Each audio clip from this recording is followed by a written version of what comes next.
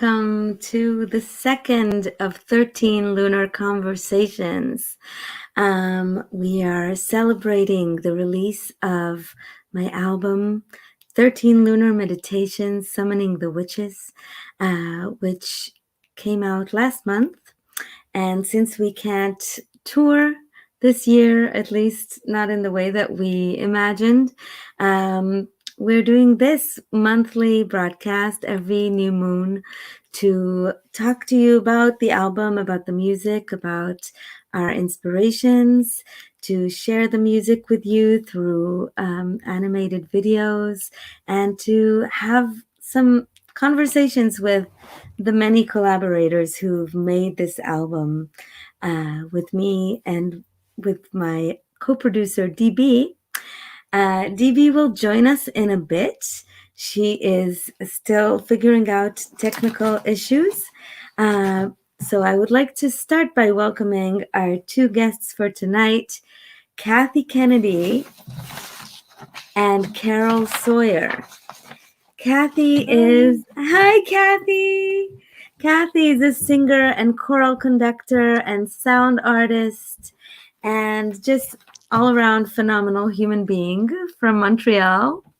And Carol is a multidisciplinary artist with performance and photo-based work and a vocalist and an improviser from Vancouver.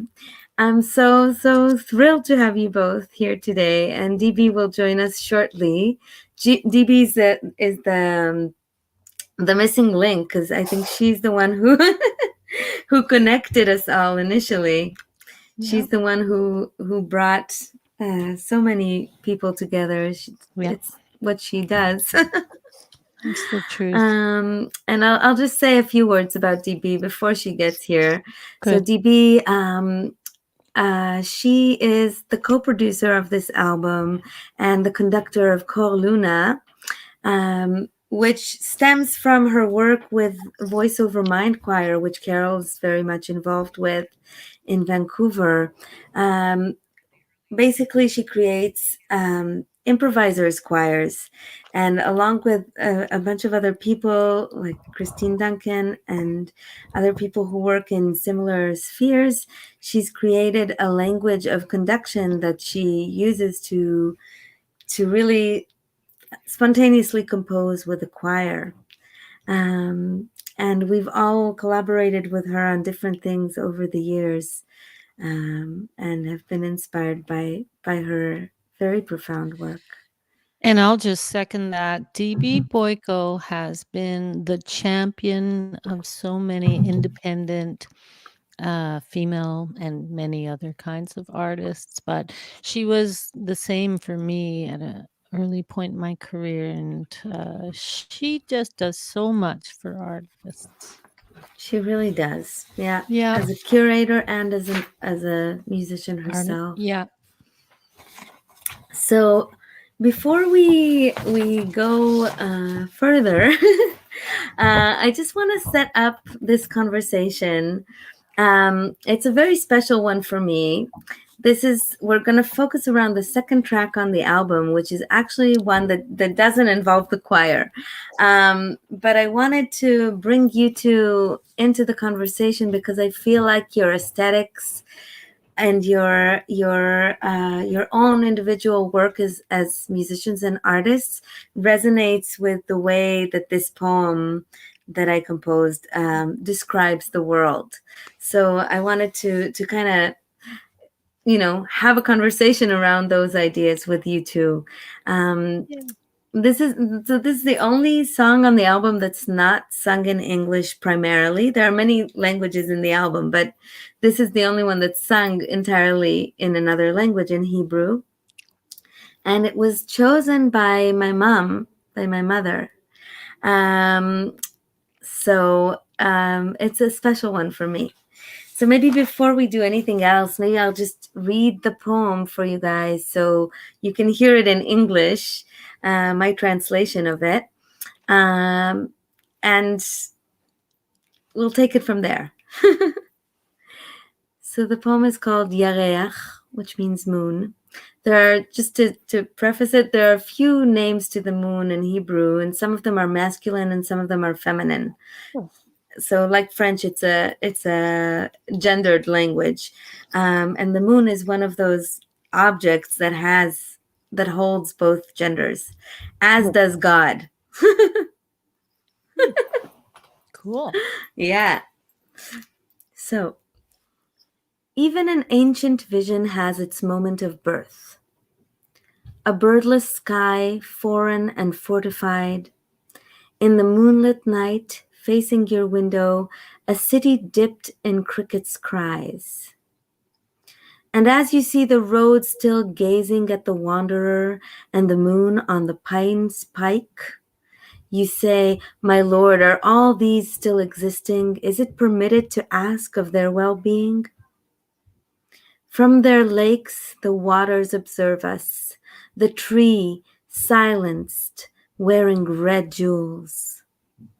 Never uproot from me, great spirit, the sorrows of your immense playthings. So this is quite an old poem by a very famous Israeli poet named Natan Alterman. And my favorite thing about it is this playfulness and the way that he looks at the world and is seeing it as these big toys in the sky. And I just want to throw that out at you because I feel that you both in different ways are very profound observers of what is around you. And you use the world as source material in your own work. Oh, DB is here. Hi. Yay. Come in, come in, come in. There she is. Uh-oh. Lost audio. Okay. Okay. She's a spinning We'll let her figure it out. Anyway, so I just wanted you kind of to know what's up in the sky or what's not up because the moon is not there today. I'm hearing ringing. That's me. That's my phone. Okay.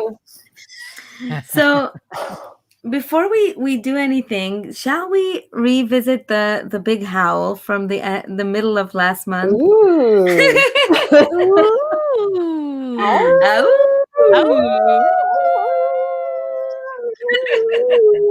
Carol, it's so nice to hear your lovely voice. Oh, your likewise, beautiful voice. Aw. It's nice to One howl. wolf can howl for a breath. A pack can keep a howl going for 2 minutes, which is quite a difference.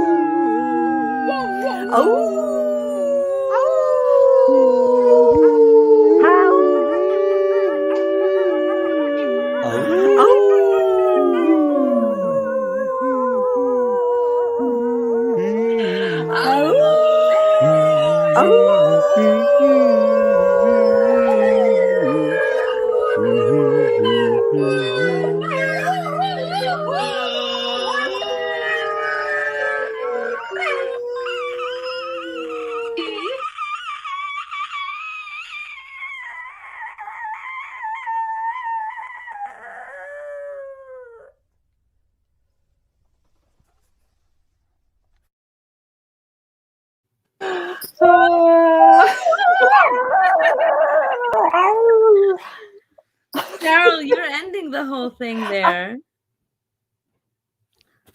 Me? I recognize my vocal fry. Did you recognize yourself or no? You did? I didn't the first time, but this time I did. I was like, that sounds like me. But maybe it's because I was singing along too. It was you. Nice. That was super fun. It was really fun.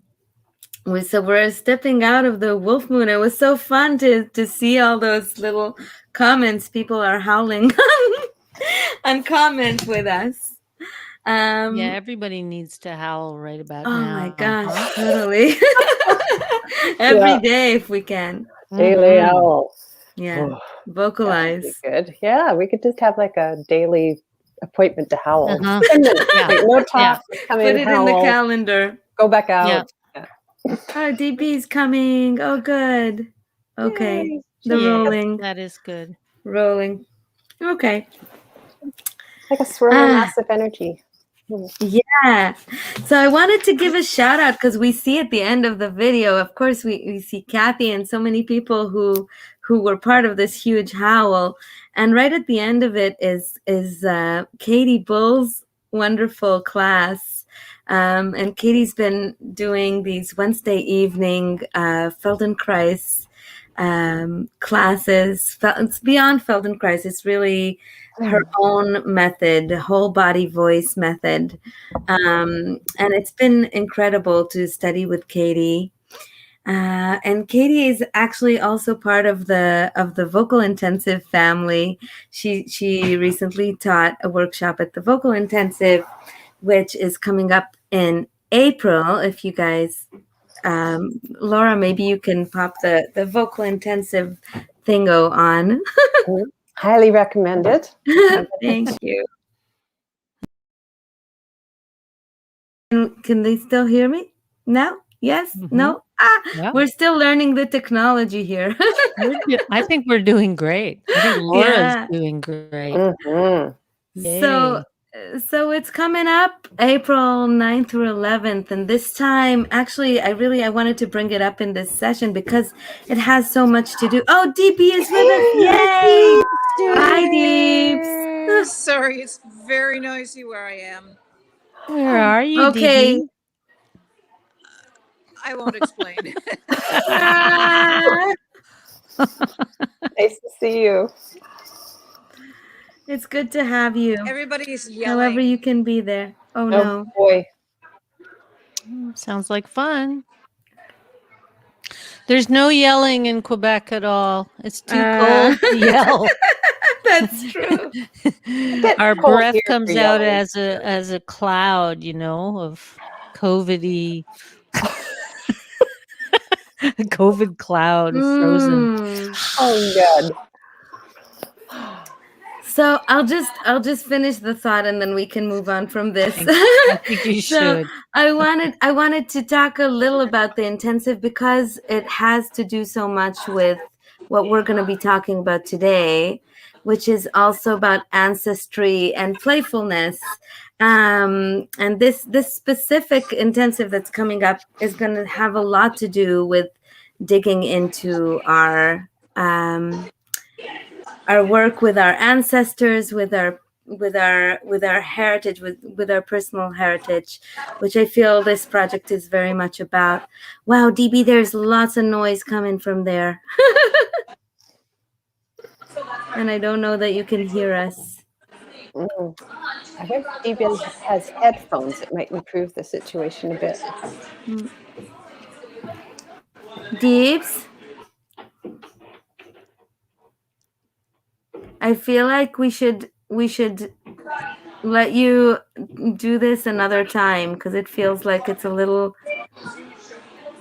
crazy over there. You can have my face. Okay, so but maybe we should be on mute and then you can write stuff if you want to say something and I can vocalize it for you.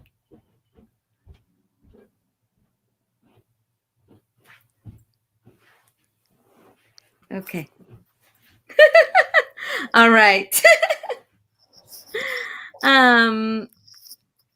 So, Where were you? I'm just distracted. I'm gonna bring myself back. Who could blame you? A lot going on here.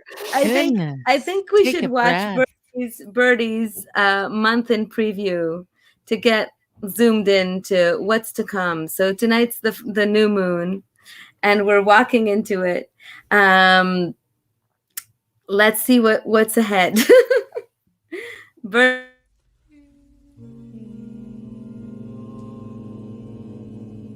Hello, I'm Birdie from Four Directions NYC, and I am so happy to be working alongside Ayelet.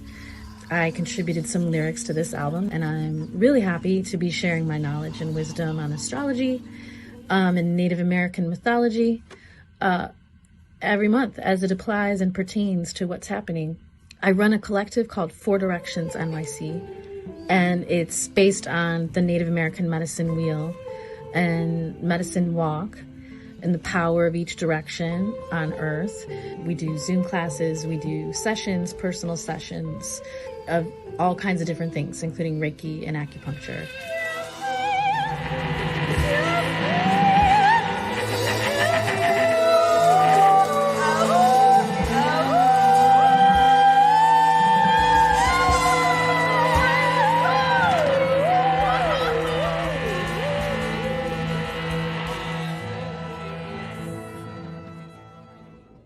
We ended January on the 31st with what is known as the beginning of a stellium. And that is when there are 4 or more planets in one sign. And in this case happens to be Aquarius, which is what the sun is in until February 18th. When a stellium occurs, that basically just means there's a concentration and an acceleration of the energy of that sign. On the new moon on February 11th, this stellium is going to be at its strongest. This new moon is going to be about taking action as a collective to better society, but also about your independent thought that is transcended in a way from this emotional weight. They don't work against each other, but to bring them together, I think, with all of this air energy, with all of these 6 planets in Aquarius during February, it's going to be really important, extra important, that you stay connected to your practice that keeps you connected to Earth, meaning like food, exercise, yoga, breathing, nature. With all of that mental energy, it's important to stay connected, not just so that, you can put that mental energy into a physical channel, but so that you can stay grounded during all of that, because it can be quite ungrounding. Just make sure this month that you've got these extra things in place and you don't skip as much as you're going to be tempted to really do that. Especially because we're also under the influence of a Mercury retrograde the entire, till the 20th of February. So, and even then will be, it takes like 10 days for the shadow period is what they call it, to kind of move out and be away from that influence. So Mercury retrograde, again, is going to have you feeling out of sorts, possibly feeling like, again, the Aquarius energy is moving forward. Mercury retrograde slows things down. And so, to find that balance is going to be more challenging this month. On the 18th, the sun will enter Pisces. And so that will shift from that head energy into that heart energy. And it'll be a significant shift. Because you're going again from looking at the big picture, sort of out of body, looking ahead, without this connection that's happening here. And then we go into that space during Pisces, feeling love, feeling emotions again, feeling unconditional love, possibly like in an overwhelming way, especially after coming from an Aquarius energy. But it should feel nice. It should feel like a nice change from all of this like really big thinking that's going on during Aquarius. And not to say that it's not valuable or won't be exciting and experimental, but that Pisces will bring us back to center from that place. And then we also have Venus entering Pisces on the 25th. So that prepares us for this full moon in Virgo, which happens on the 27th. This is known as the full snow moon. The reason for that is simple. It was the time of year where the snowfall was the heaviest in the Northeast and the Midwest and the Plains and the Upper West. And so at this time, the natives' ritual was to fast and purify indoors, passing on stories to each other, telling each other stories. This was the time where they sat around with each other, not much to do. Hunting was very scarce, and they really connected to one another and to themselves. One name that I came across from tribes in the Washington and Oregon was shoulder to shoulder around the fire moon.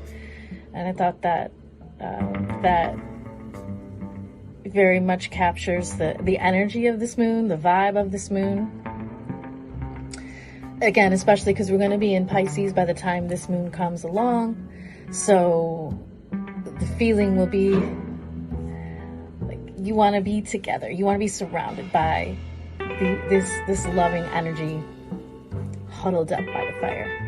And I encourage you to do that. I encourage you to find that space with this moon where you're connecting from this heart space, and telling those stories that maybe during the rest of the year we're too busy to tell, and we don't have the patience. It's not our priority. Even though this moon is the winteriest, coldest moon of the year, it's also the last moon before we're like set free into the world again. And all of our attention is externalized again. And so it's our last chance of the year to really get reflective and look to our ancestors, look to our elders, look to the earth as an elder, and, reprioritize, renegotiate things, let go of what we're not going to want to take with us into the spring months. And again, because we're going to be in this Mercury retrograde anyway, and like I said, we'll still be in the influence of that even on the 27th. We'll still be in the shadow of the Mercury retrograde. It will be easier to do that anyhow, because Mercury retrograde is all about going into that space, less of a hustle, slowing us down so we can pay attention to those stories. We can make those reviews and reflect. So it's all going to be supporting that anyway. Here on the East Coast, we're having a pretty wintry February. And I think pretty much across the United States, that's what's happening in Canada too. So there will be an opportunity to shoulder around the fire moon style. And I hope you get a chance to do that and enjoy that. And I will speak to you all next month. Thank you.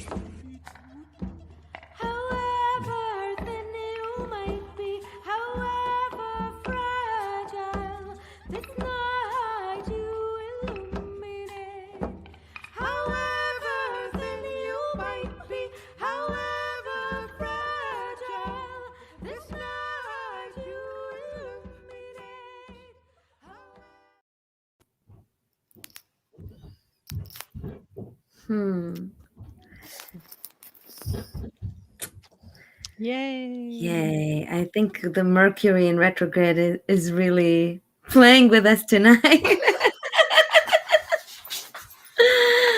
It's making an appearance. But I love that we get to shoulder around the fire in this kind of digital way. Mm-hmm. And I'd love to ask you guys if you have if you have a story to share, maybe about the moon from your own like personal memory bank.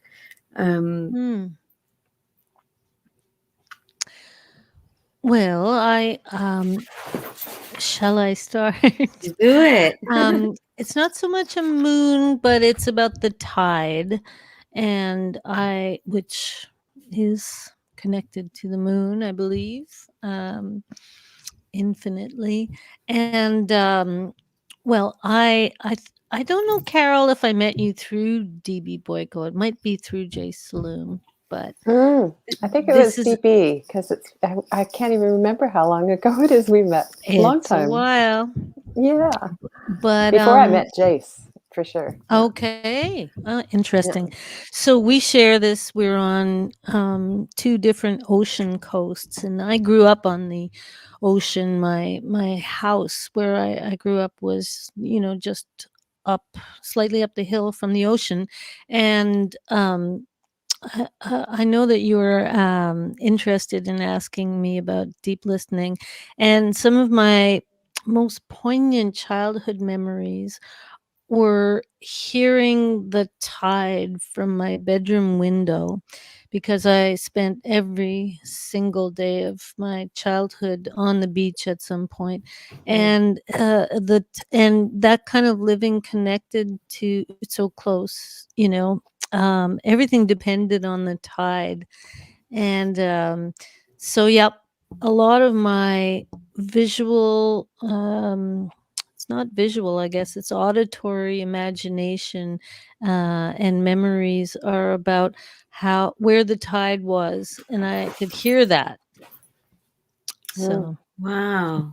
And I love that you use the term auditory imagination. Do you feel like for you the way that you perceive the world is primarily through sound? Hands down. Yeah. And long before That's your it came strongest into sense. Oh my gosh. And long before it was about music, it was just about, like, I had these I've always, and I have low blood pressure, and so I've always been more sensitive to sound than other people, and I remember being a small child and being frightened by this sound, but it was actually my blood pulsing in my ears. Wow. And I remember going to my parents, and it's like a chain and monsters. Oh and my gosh, baby. But how does low blood pressure play into that, though? Oversensitive. I still can hear my pulse and stuff, when there's a certain level of some kind of air pressure or something, but I get that. Yeah. I think a lot of people who call it tinnitus, it might be that too. Yeah. A lot of different ways to hear. Absolutely. And it's so beautiful that you have this awareness, this deep awareness to sound, that you could, as a small child, to recognize the sound of the tide. Yeah.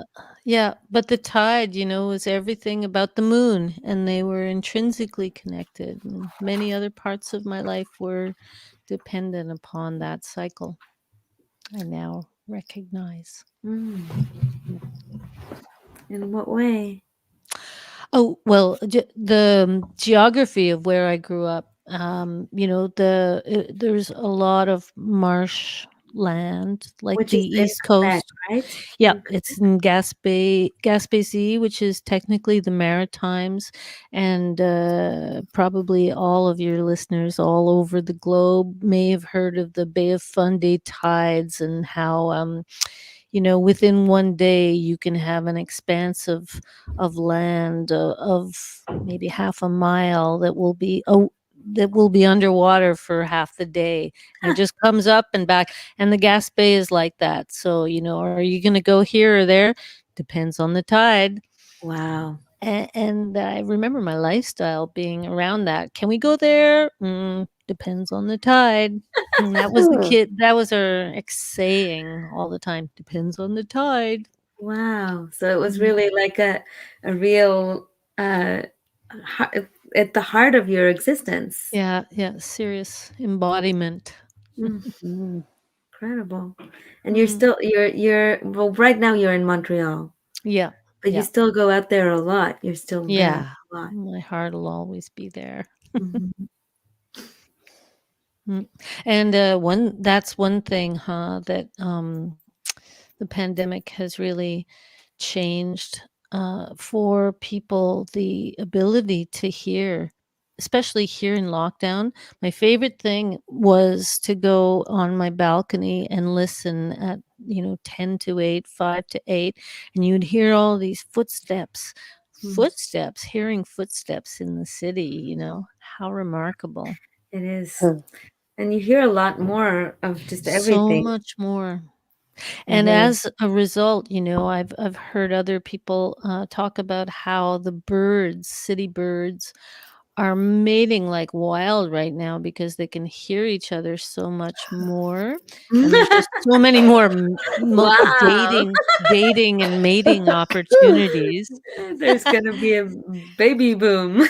There's going to be a baby boom of birds. Amazing.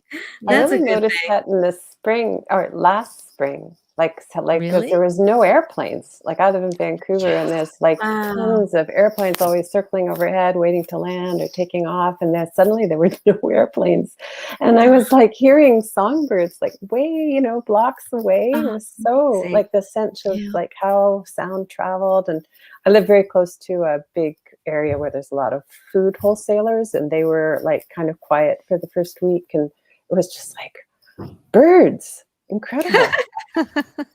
Still a lot of birds. Yeah, there's a lot of birds been coming through and starting in spring. Some guys I haven't seen since the fall were just coming through again, even though it's still cold here. Not by Montreal standards. Bird dating. Yeah. Wow. Yeah. I mean, I've been hearing lots of birds here too, even in urban environments where usually they're not that present, but really present. We hear everything now. We hear people talking on the streets and walking. Yeah. Yeah. Everybody's visiting on their front porches in Vancouver. Nice. Public and private are blurred. Kathy and I have had a few of those back alley dates. So nice. So good. Yeah. Carol, do you have a memory of something related to the moon from an early memory? Oh, I was trying to think about that. When I think about the moon and when I was a child, what I always see is through branches. And there was an image up for a second during that last thing where it was the moon caught in these bare branches, and that sort of what comes to mind for me, because I grew up in Washington, D.C., which is really heavily forested. It's part of this big Carolinian forest, which I think goes all the way up to Montreal and beyond. I think it's all part of that big deciduous forest. But the neighborhood I grew up in was very heavily treed, and the trees are huge there. I mean, I live in Vancouver, so I was the trees are huge there, but they're huge deciduous. Oh no! So, the moon in the winter was always caught in the branches of the trees, and then in the summer, I don't know, you'd be lucky to see the moon in DC. And then I was also thinking, one of the first songs I ever learned was "Blue Moon," because my father would sit down and play that at the piano, and I sort of always hoped that I would see a moon that was actually blue, but then I found out later I know what the definition of it was. But my kids are always disappointed when it's a pink moon or a strawberry moon or a blue moon, and they're like, but it's just yellow. Normal. Yeah. Same old. Yeah. Yeah. And then now living in Vancouver, where it's often cloudy, like seeing the moon is pretty special. And Mhm. my house faces south, so if it's clear, the moon is huge, and I can kind of see it go right across. And one summer there was an exceptionally big moon, and I remember I was walking home from somewhere, and it was twilight, and the moon was rising like right directly at the end of the street. And it just looked massive, like it was like this huge, because it was just magnified by the atmosphere. So sometimes the moon is quite magical here. I mean, Vancouver in general is quite magical with the mountains in the back, and it has such landscapes. Yeah. Yeah, sometimes I appreciate it. Sometimes it just seems like it rains and rains and rains and rains here. So it's like, part of the reason I couldn't hang. I knew I was kind of staying here when I was walking in the rain one day, and everything looked beautiful to me. Like everything was sort of glowing and the reflections. And I was like, oh my God, it's so beautiful. And the moist air felt great. And then I had this moment of panic, because up until then, I always thought I was leaving. I was just here temporarily against my will. I had been brought here by my parents. I wasn't staying. And then I was like, oh my God, this place has gotten to me. And, here I am like 50 years later, 45 years later, still here. Yeah. So I want to share with you this video that my mother shot of herself explaining a bit about her inspiration, because she chose this poem for me for this project. So the project came together with poetry from women and girls, and a few little girls from many, many parts of the world. And my mother is one of those women. How wonderful. So she is not used to being on camera, and still she did this for me, which I really appreciate. And she spoke really beautifully. So I'd love to share that with you, and we'll keep talking after. Great.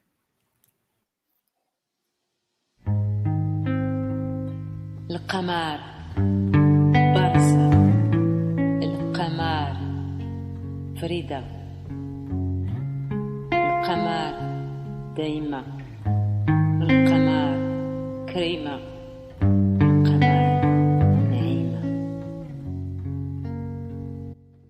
אני רחל, אמא של איילת מירושלים, בת של ונציה, נכדה של רחל ששמי כשמה.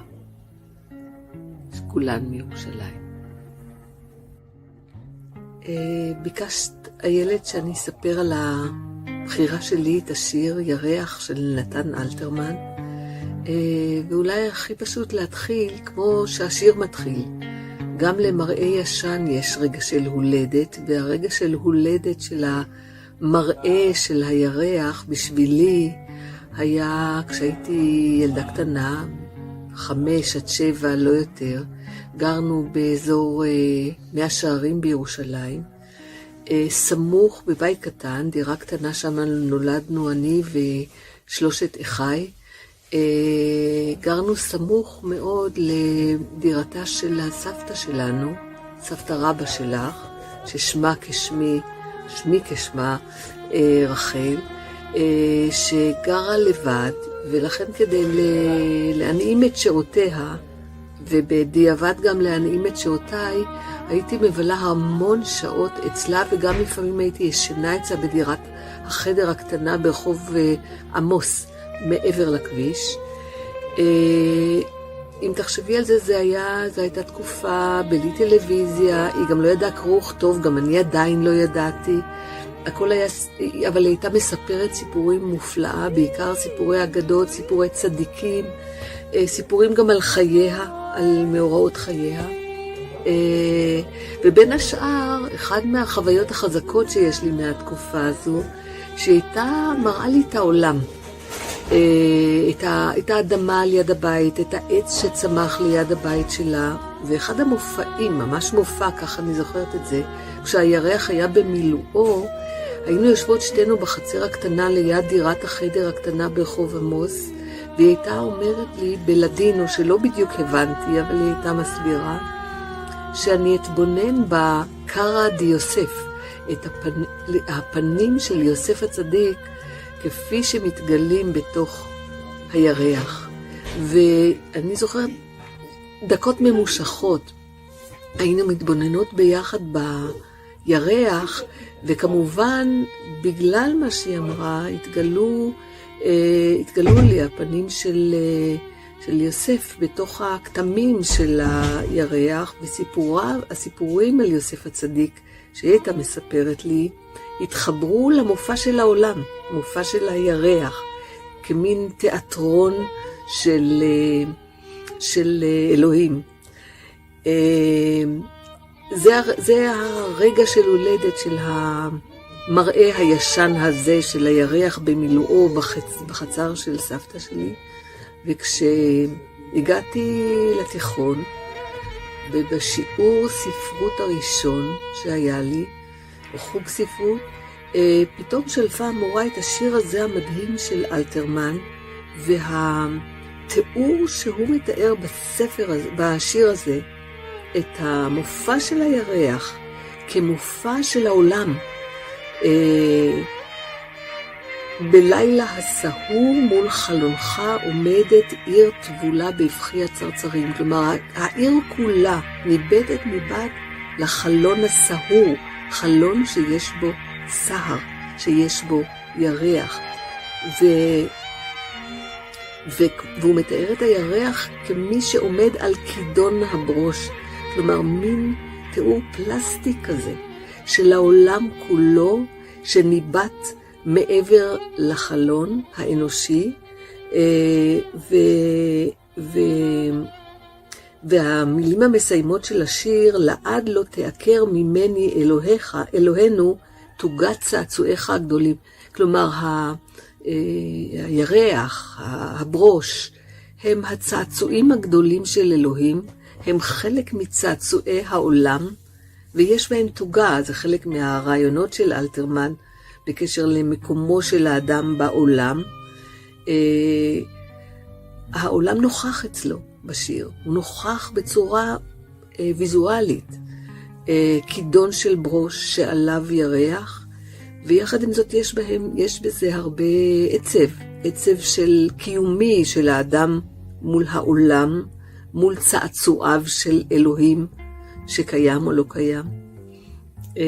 מאוד התרגשתי אז מהשיר הזה, והוא נשמר בליבי הרבה שנים. אני מרבה לצטט כשאני כותבת את המשפט הפותח של השיר, גם למראה ישן יש רגע של הולדת, כי הוא כל כך נכון. לכל מראה, לא משנה מתי, יש רגע שבו הוא נוצר לכל אדם במקום ממנו הוא בא. כשהגיעו לכאן הנכדים ממונטריאול, מאור, יסמין ומאיה, אז אחד מההתרגשויות של הערבים היה בין השאר להתבונן בשמיים, להתבונן בירח. ואני זוכרת שאמרתי להם שכשאני נורא אתגעגע, אז אני אסתכל על הירח ואני אצפה ואקווה שגם הם בדיוק מסתכלים על הירח, ואולי ביחד ככה ייווצר בינינו קשר דרך הצעצועים הגדולים של אלוהים. בינתיים אנחנו מצפים שיעברו הימים הקשים האלה של המגפה, ונחזור וניפגש ונתבונן ביחד על הצעצועים הגדולים של אלוהים, שתלויים על חודו של ברוש.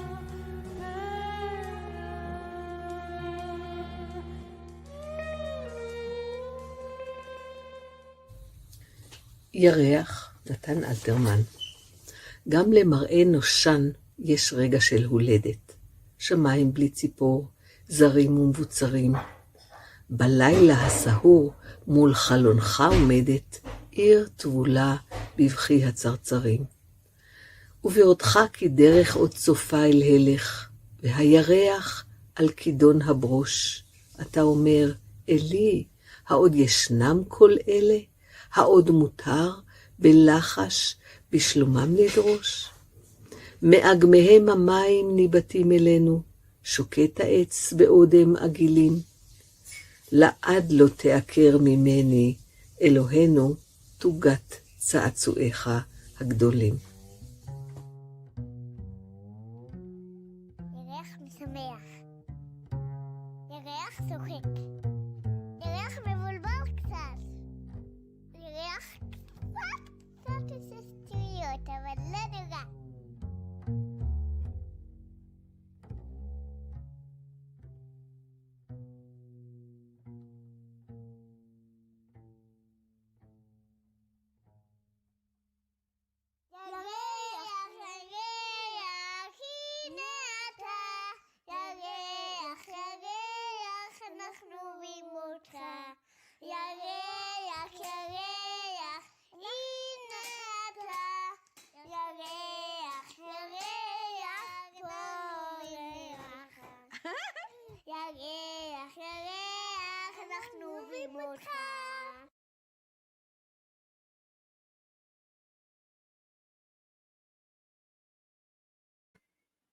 Wow.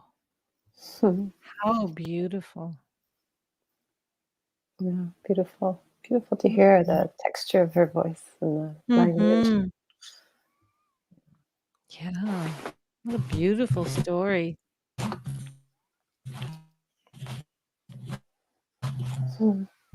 Ayelet, both your parents are just so charming and eloquent. I see where you get it from. Is your mother a writer? She talks about writing.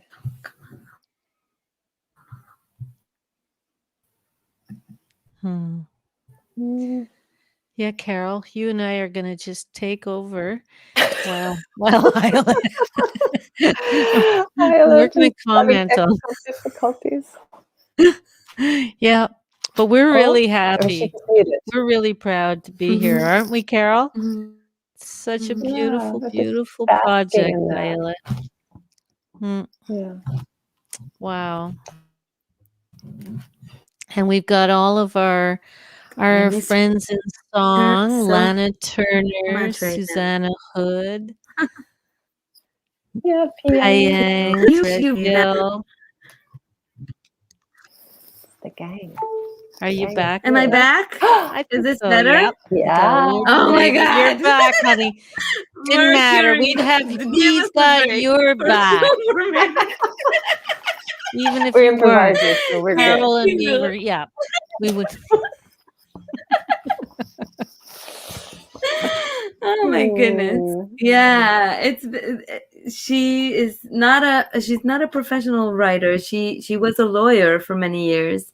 And now, but she's she loves art. She paints also, and she has a master's in art history. She's very into art and poetry and literature and so on. So she writes when, for different things. And and this is a persuasively poem for a living. Yeah. Yeah, exactly.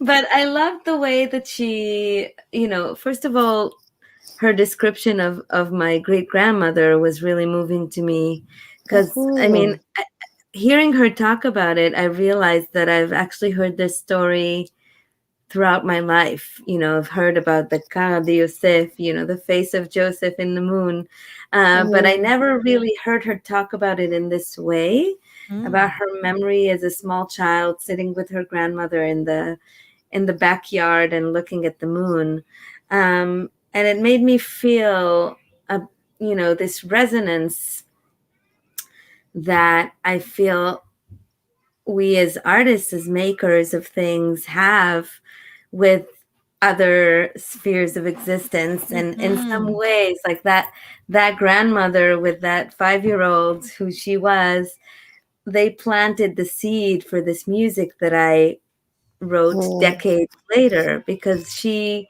gave me that love of the moon. Yes, and I really feel that's what you've done with this project. You've called your own ancestors into this project. It's very true. I feel them very strongly in this. I feel them very strongly in this. Yeah, it's moving to see that, to have that realization, because we walk around feeling ourselves as ourselves, but really we carry all these humans inside of us, some who are past and some who might be future humans also, right? Yeah. We walk inside of time, and it's really not as linear as we imagine it to be. So true. And Yeah, I and that wanted ties to, in with the moon too. Sorry, I mean, think of the yeah, moon yeah, and yeah. like the same moon looked down on your mother when she was a little girl, and like that memory is that connective. And it just brought it home in a different way. The way you talk about that way the moon connects all of us and connects us through time. Mm-hmm. Yeah. Yeah. Yeah. If you don't mind going a little over the hour, I'd love to just talk to you a little bit about this feeling that I have that is about the artist's,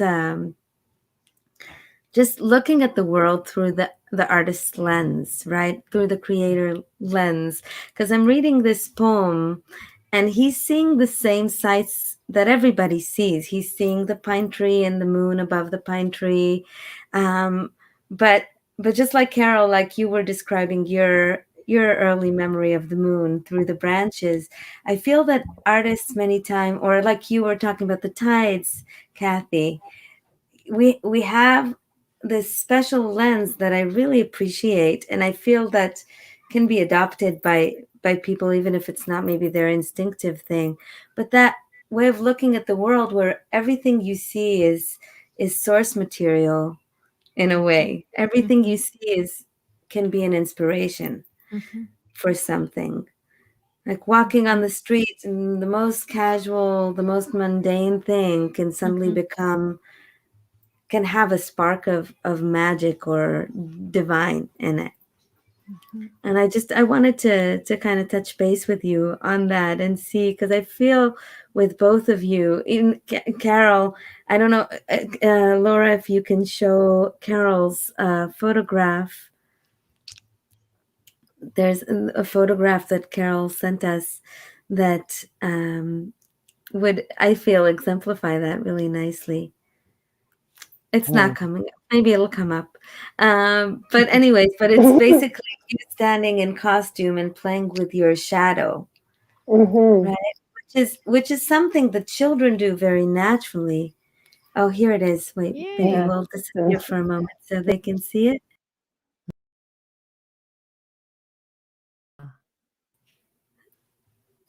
Yeah. There must be a way to do this. We'll figure it out.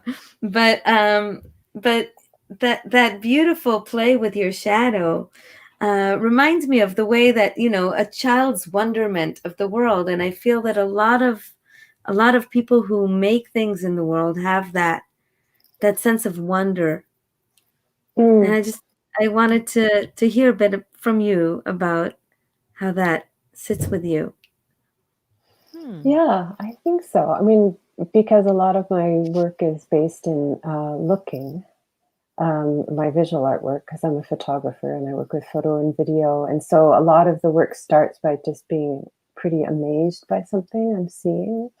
And then photography is used, has been used so much in terms of systems of proof and documentation, and even, some fairly weird power imbalances and sort of, so I think there's this interesting thing in photography of like, often I'm trying to play with things that create illusions or that show an illusion being created. So there's like the viewer and I are participating in the pleasure of sort of seeing this funny illusion.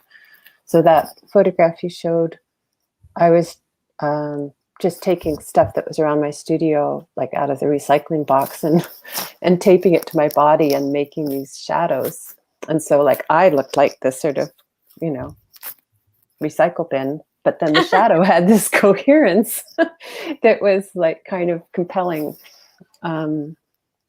So yeah, there's often a thing in my work where there's a tension between like the make believe and the real, and I think that's like been a big pleasure of mine since I was a kid, like making stuff up, and I just kept going with that. And then photography, it's like embedded in it is just sort of staring at things and being completely amazed and blown away, you know.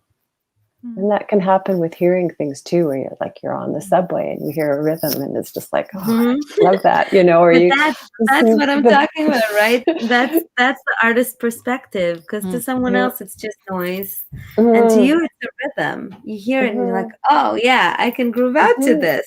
Yeah, to this you start subway. grooving to it. Yeah. Or we were talking about right? the birds.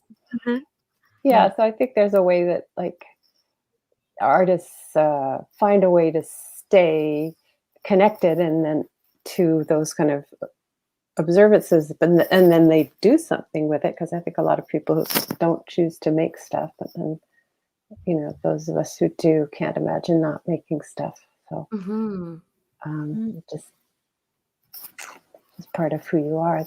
I don't know. And I hear from, especially from young artists, sometimes there's this thing of like, but I don't want to be involved. I don't want to be self-indulgent.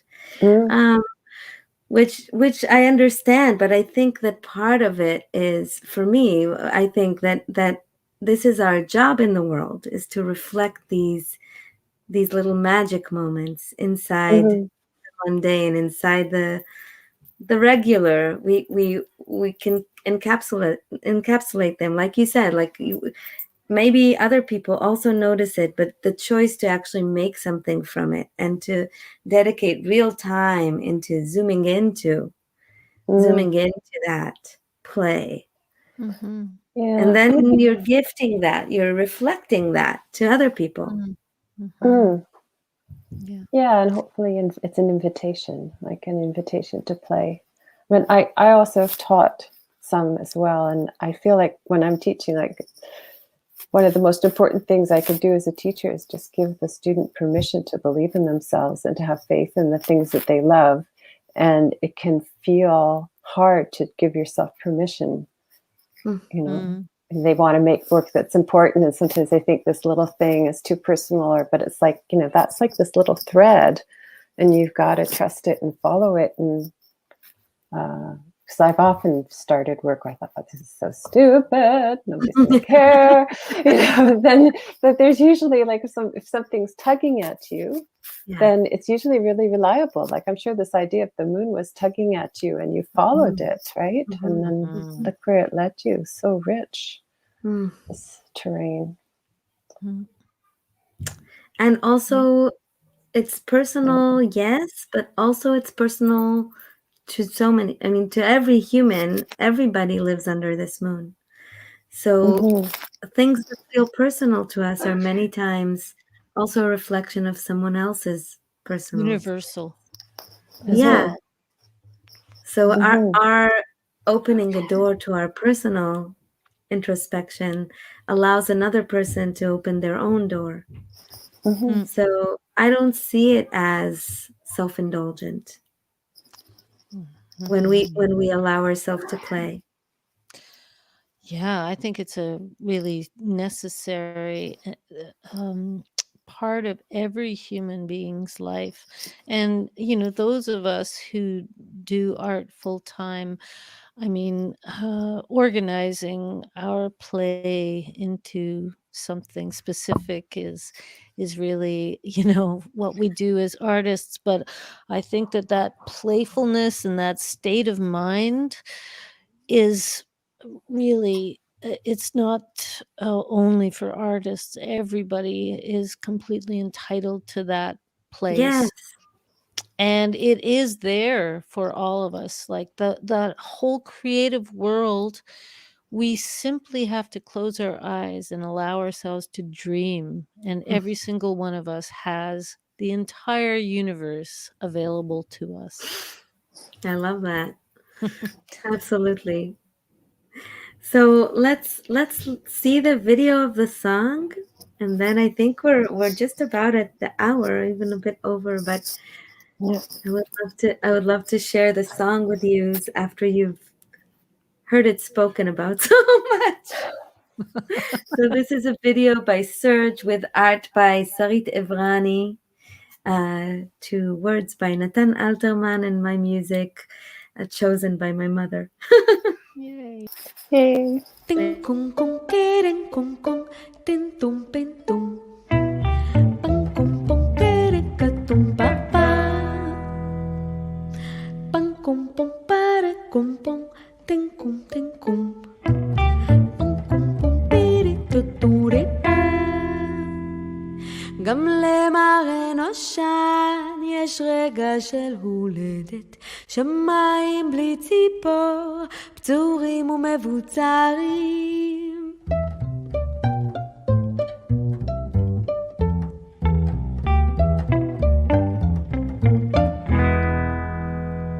בלילה הסעור מול חלונך עומדת עיר טבולה בבכי הציר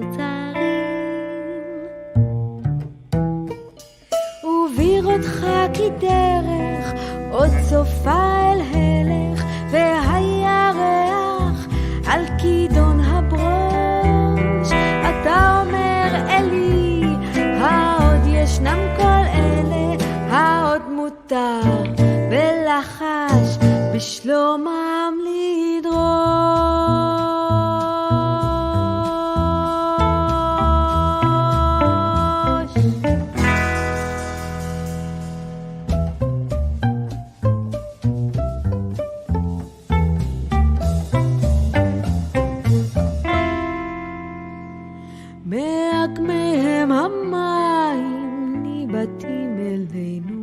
שוקט העץ בעוד הם מגעילים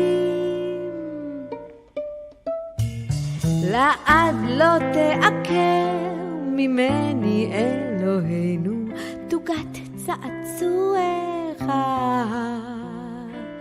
גדולים טום קום פום קטרום פום טם קום טם טום טם טום קטו דרק טום דוריטה Bum borum tik tung tung tik tung tik tung di de tik tung tung be de tu re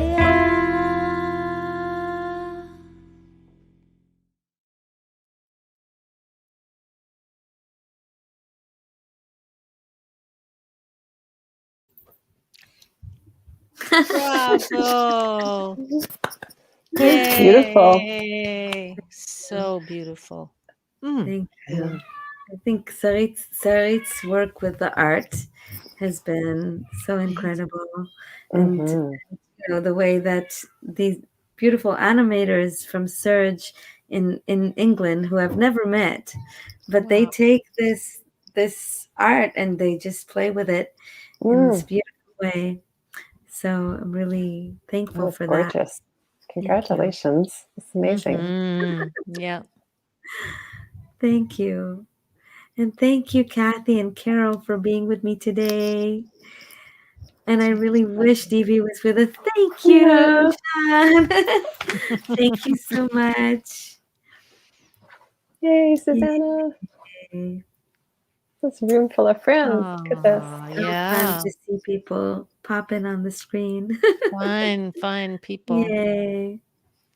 Thank you. Thank you. We'll be back on March 13th to talk about the next song. Oh my gosh, I nearly forgot a really important thing.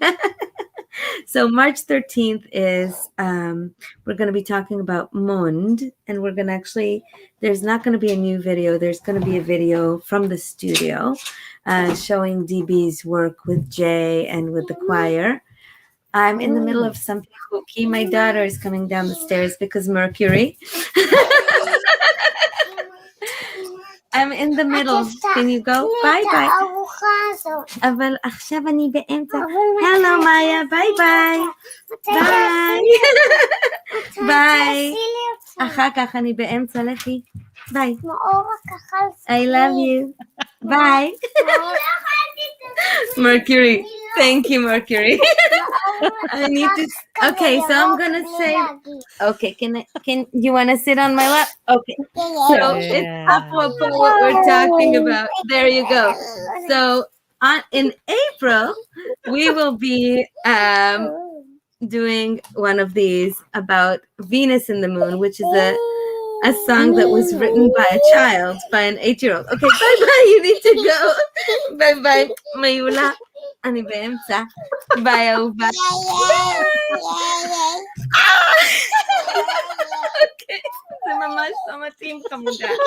ממש. I'm gonna cry. Thank you so much, everybody. Ayelet, wonderful. Thank you so much for coming. I need to, yeah, there you go. So what I want to ask you all to do, please, is ask your children, the children in your life, like this little bugger,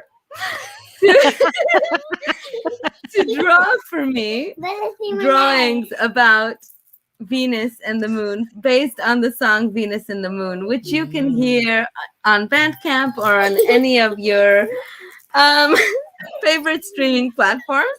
I think the necklace is Venus personified. Yeah. You got the moon. Send them as soon as you can so they can be part of the next animated video, because we're going to make the whole animated video for Venus and the Moon based on children's drawings. Yay. So I'm really excited for that. And this kid is going nuts. So I think it's time to say goodbye. Oh my God. Thank you What a so treat. much, Carol and Kathy. And it's been insane and wonderful. Totally. Wonderful. Totally good. Love you Big both. hug, Carol. And thank you all for listening and being with us. See you March 13th. Hi. Okay.